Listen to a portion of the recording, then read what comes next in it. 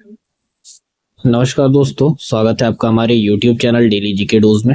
आज है 29 मई और 29 मई से करंट अफेयर्स के इतने भी इंपॉर्टेंट क्वेश्चंस हैं, सब हम लोग डिस्कस करेंगे अपने इस सेशन में। तो शुरू करते हैं बिना किसी पंचायत के अपने वीडियो को। 29 मई को मनाया जाता है इंटरनेशनल एवरेस्ट डे। इसके बारे में थोड़ा जान लीजिए।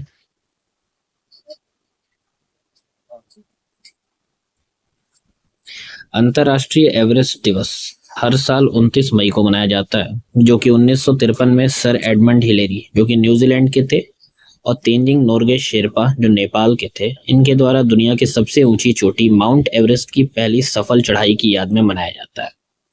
यह दिन 2008 में हिलेरी के निधन के बाद नेपाल सरकार द्वारा घोषित किया गया था। इसका उद्देश्य न केवल इन दोनों महान पर्वतारोहियों को श्रद्धांजलि देना है, बल्कि शेरपा समुदाय के योगदान को मान्यता देना, पर्वतारोहण के क्षेत्र में जागरूकता फैलाना और हिमालयी पर्यावरण के संरक्षण का संदेश देना भी है।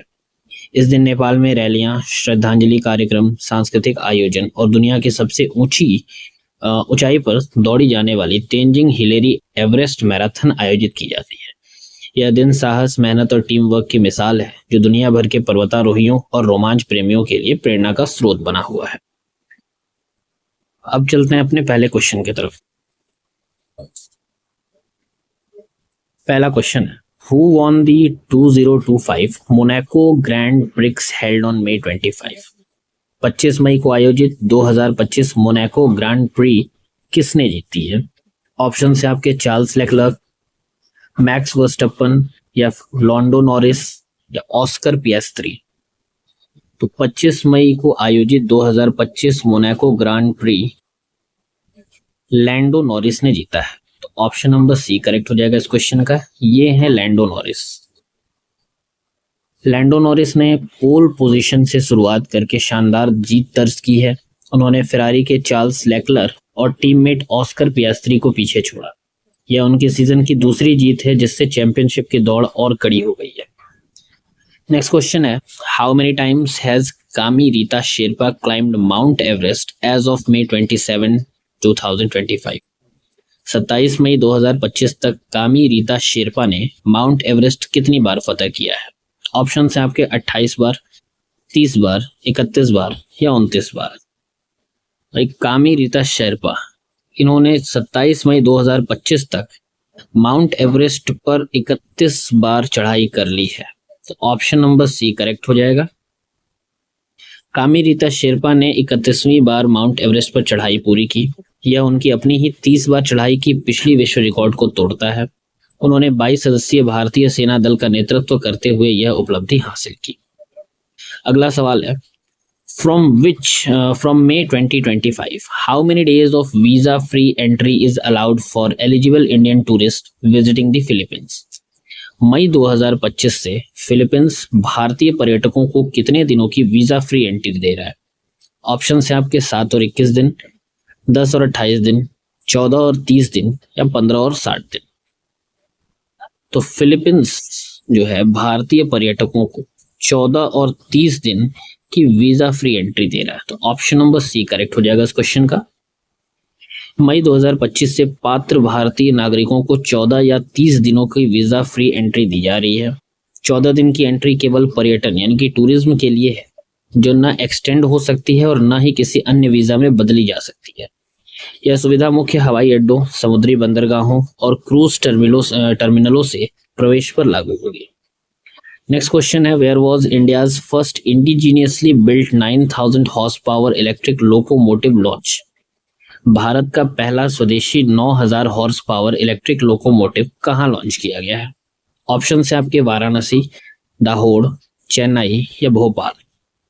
तो हाल ही में भारत का पहला स्वदेशी 9000 horse power electric locomotive Dahod में लॉन्च किया गया है। तो ऑप्शन नंबर बी करेक्ट हो जाएगा इस क्वेश्चन का। प्रधानमंत्री मोदी ने गुजरात के दाहोद में 9000 हॉर्स पावर का पहला स्वदेशी इलेक्ट्रिक लोकोमोटिव लॉन्च किया। यह अब तक का सबसे शक्तिशाली सिंगल यूनिट इंजन है, जिसे सीमेंस इंडिया की साझेदारी से विकसित किया गया है। इसमें कवच नामक भारतीय टक्कर निवारण प्रणाली भी फैक्ट्री फिटेड है और यह लंबी व भारी मालगाड़ियों को खींचने के लिए डिजाइन किया गया है। अगला सवाल, At which global event did India support the WHO Traditional Medicine Strategy 2025 to 34? Bharat ने WHO की पारंपरिक चिकित्सा रणनीति 2025 से 2034 का समर्थन किस वैश्विक कार्यक्रम में किया है? ऑप्शन है आपके G20 health summit, world Ayush expo, 78th world health assembly या WHO रीजनल मीट। तो भारत ने WHO की पारंपरिक चिकित्सा रणनीति 2025 से 34 का समर्थन 78वें वर्ल्ड हेल्थ असेंबली में किया है। तो ऑप्शन नंबर सी इसका करेक्ट हो जाएगा। World health assembly 78th world health assembly कहाँ आयोजन हुआ है इसका? जिनेवा में। जिनेवा में आयोजित 78वीं वर्ल्ड हेल्थ असेंबली में भारत ने हिस्सा लिया। भारत ने WHO की नई ट्रेडिशनल मेडिसिन स्ट्रेटेजी 2025 टू 34 का समर्थन किया। भारत ने WHO के साथ एक डोनर एग्रीमेंट भी साइन किया ताकि पारंपरिक चिकित्सा के लिए खास ICHI मॉड्यूल विकसित किया जा सके। अगले सवाल पे चलते हैं। Who has been appointed as the brand ambassador for Karnataka's Forest and Wildlife Conservation Program in 2025 में? मई 2025 में कर्नाटक के वन एवं वन्य जीव संरक्षण कार्यक्रम का ब्रांड एम्बेसडर किसे नियुक्त किया गया? ऑप्शन है आपके राहुल द्रविड़, जावगल श्रीनाथ, अनिल कुंबले या सुनील गावस्कर। तो अभी हाल ही में कर्नाटक के वन एवं वन्य जीव संरक्षण कार्यक्रम का ब्रांड एम्बेसडर अनिल कुंबले जी को नियुक्त किया गया। तो ऑप्शन नंबर सी करेक्ट हो जाएगा इस क्वेश्चन का। अनिल कुंबले को कर्नाटक सरकार ने 27 मई 2025 को वन विभाग और वन्य जीव संरक्षण कार्यक्रम का ब्रांड एम्बेसडर नियुक्त किया है। उन्होंने यह भूमिका बिना किसी मानदेय के स्वीकार की है। यह कदम राज्य में पर्यावरण जागरूकता और जैव विविधता संरक्षण को बढ़ावा देने के लिए उठाया गया है। अगला सवाल, where was the Asian athletics championship 2025 held? एशियाई एथलेटिक्स चैंपियनशिप 2025 का आयोजन कहाँ किया गया है? ऑप्शन है आपके जापान, चाइना, साउथ कोरिया या रोमानिया। वे हाल ही में एशियाई एथलेटिक्स चैंपियनशिप 2025 का आयोजन साउथ कोरिया में किया गया है। ऑप्शन नंबर सी करेक्ट है इस क्वेश्चन का। एशियाई एथलेटिक्स चैंपियनशिप 2025 का आयोजन साउथ कोरिया के गुमी शहर में हुआ। भारत ने इस प्रतियोगिता में मिश्रित 4x400 मीटर रिले में स्वर्ण पदक जीतकर शानदार प्रदर्शन किया। यह प्रतियोगिता एशिया के सर्वश्रेष्ठ एथलीटों की उपस्थिति में आयोजित होती है और महाद्वीपीय खेलों की तैयारी का भी मंच होता है। नेक्स्ट क्वेश्चन है, what is the theme of the literary conference being held at Rashtrapati Bhavan? 29 से 30 मई 2025 को राष्ट्रपति भवन में आयोजित साहित्यिक सम्मेलन का विषय क्या है? ऑप्शन है आपके future of Indian poetry, global voices in Indian literature, how much has literature change या Indian languages in world literature. तो 29 से 30 मई राष्ट्रपति भवन में आयोजित किया जा रहा है साहित्यिक सम्मेलन, और इस बार के साहित्यिक सम्मेलन का जो विषय है, थीम है, वह है how much has literature change, साहित्य कब तक कहां तक बदल चुका है। ऑप्शन नंबर सी करेक्ट है इस क्वेश्चन का। ये 2 दिवसीय सम्मेलन है, 29 और 30 मई को होगा। राष्ट्रपति भवन में सांस्कृतिक केंद्र में आयोजित किया जा रहा है। उद्घाटन राष्ट्रपति द्रौपदी मुर्मू करेंगी। साथ में केंद्रीय संस्कृति और पर्यटन मंत्री गजेंद्र सिंह शेखावत भी मौजूद रहेंगे। कार्यक्रम में poets meet, feminist literature, literature of change and global perspective जैसे विभिन्न विषयों पर भी चर्चा होगी और समापन देवी अहिल्याबाई होलकर की गाथा के साथ होगा। अगला सवाल है, विच 2 मल्टी ट्रैकिंग रेलवे प्रोजेक्ट्स वर इम्प्रूव्ड अंडर पीएम गति शक्ति प्लान इन मई 25? मई 2025 में पीएम गति शक्ति योजना के तहत कौन से 2 मल्टी ट्रैकिंग रेलवे प्रोजेक्ट्स को मंजूरी दी गई है?